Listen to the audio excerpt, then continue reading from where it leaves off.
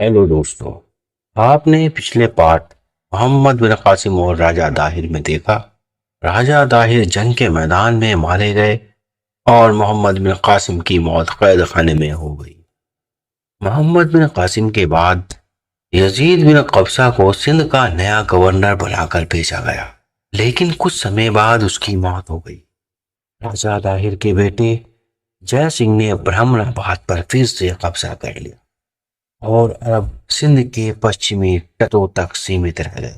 723 में जुनैद अल मलिक को सिंध का नया गवर्नर बनाकर भेजा गया। जुनैद ने दीवल और उत्तरी पंजाब को महफूज किया और ब्रह्मणाबाद पर हमला किया, जिसमें राजा जय सिंह मारा गया।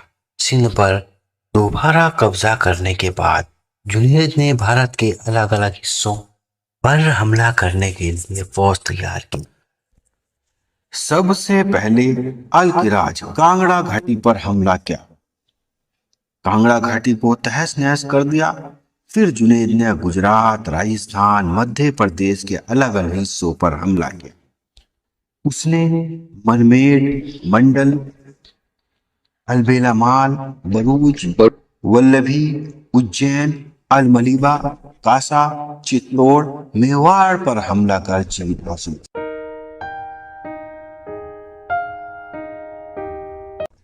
और एक फौज कश्मीर पर हमला करने के लिए भेजी।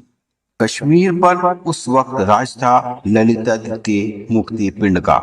ललितादित्य ने अरब सेना को हराया। अरब सेना वहां से भाग खड़ी हुई। 726 में जुनैद को वापस बुला लिया गया। उसकी जगह तमीम बिन जैद को नया गवर्नर बनाकर भेजा गया। जुनैद के समय जीती गई कामयाबी तमीम के समय खो दी गई। 728 में बप्पा रावल ने गोहिला सल्तनत की नींव रखी। 730 में गुजर प्रतिहारा के नागभट्ट प्रथम राजा बने। नागभट्ट और बप्पा रावल ने अरबों को वापस खदेड़ दिया और तमीम को वापस बुला लिया गया। वापस जाते हुए तमीम की मौत हो गई और अरब सेना सिंध तक ही महदूद रह।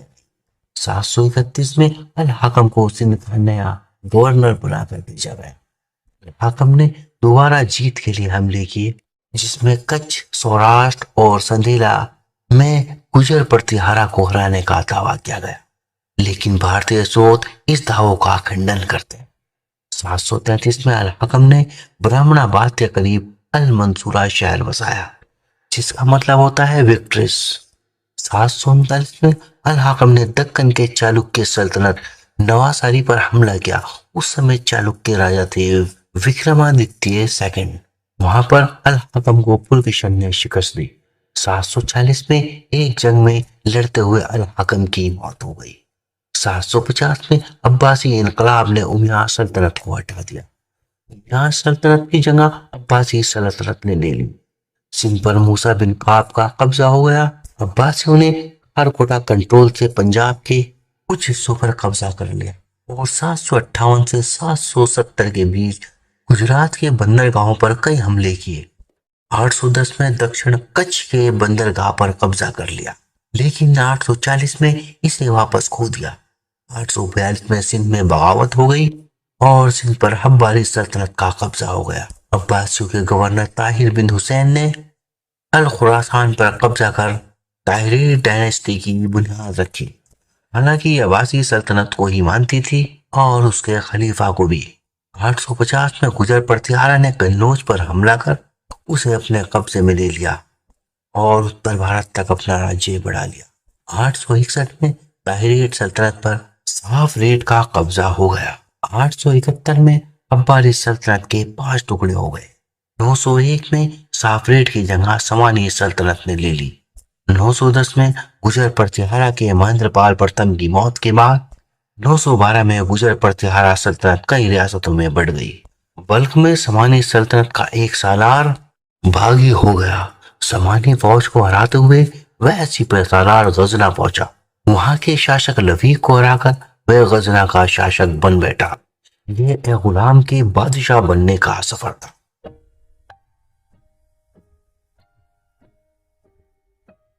और इसका नाम था الپتگین، اور یہ شروعات تھی غزنوی سلطنت کی۔ لیکن 963 میں الپتگین کا انتقال ہو گیا۔ جہاں ہندو راجہ آپس میں لڑ رہے تھے، وہیں عرب سندھ کے آس پاس اور اس کے پچھمی ایریوں پر آپس میں لڑ رہے تھے۔ لیکن عرب حکومتوں کے بیچ ایک راجیہ تھا، ہندو شاہی۔ 964 میں راجہ جے پال نے ہندو شاہی سلطنت کی باغ ڈور سنبھالی، اور 977 میں غزنوی سلطنت پر الپتگین کا داماد سبکتگین بیٹھا۔ سبکتگین نے قندھار پر حملہ کر اسے اپنے قبضے میں لے لیا۔ راجہ جے پال کو یہ بات اپنے لیے خطرہ لگی، اور اس نے سبکتگین سے جنگ کے لیے تیاری شروع کر دی۔